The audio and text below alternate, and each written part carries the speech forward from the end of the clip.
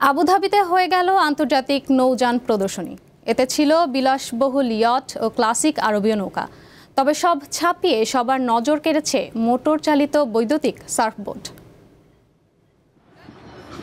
সংযুক্ত আরব আমিরাতের আবুধাবির নীল জলরাশিতে হয়ে গেল বিশ্বের সর্বাধুনিক নৌযান প্রদর্শনী। সপ্তম আবুধাবি ইন্টারন্যাশনাল বোট প্রদর্শনীর পর্দা উঠতেই একে একে বিলাসবহুল ইয়ট, ক্লাসিক আরবীয় নৌকা আর ভবিষ্যতের নৌযান উন্মোচিত হয়। চকচকে ফাইবার বডির চোখ ধাঁধানো ইয়ট, নেভাল ইঞ্জিনিয়ারিংয়ের নতুন নতুন সব উদ্ভাবন ছিল প্রদর্শনীতে। তবে সব কিছুকে ছাপিয়ে শো স্টপার হয়ে ওঠে মোটর চালিত বৈদ্যুতিক সার্ফবোর্ড। এটি নতুন হলেও সার্ফারদের কাছে বেশ জনপ্রিয় হয়ে উঠেছে।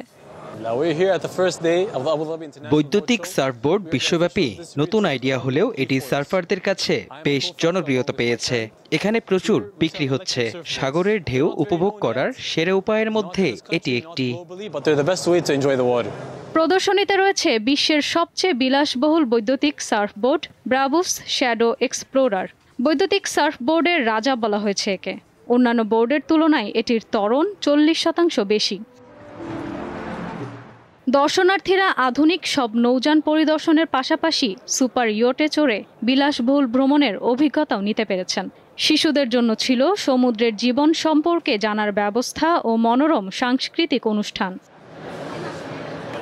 প্রদর্শনীতে আবুধাবির শীর্ষস্থানীয় প্রতিষ্ঠানের পাশাপাশি জার্মানি ও পোল্যান্ড সহ আন্তর্জাতিক বিভিন্ন ব্র্যান্ড অংশগ্রহণ করে। 85,000 বর্গমিটার জুড়ে বিস্তৃত এই প্রদর্শনীতে 56টি দেশের 1,000-এরও বেশি প্রতিষ্ঠান অংশ নেয়, যা গত বছরের তুলনায় 32% বেশি।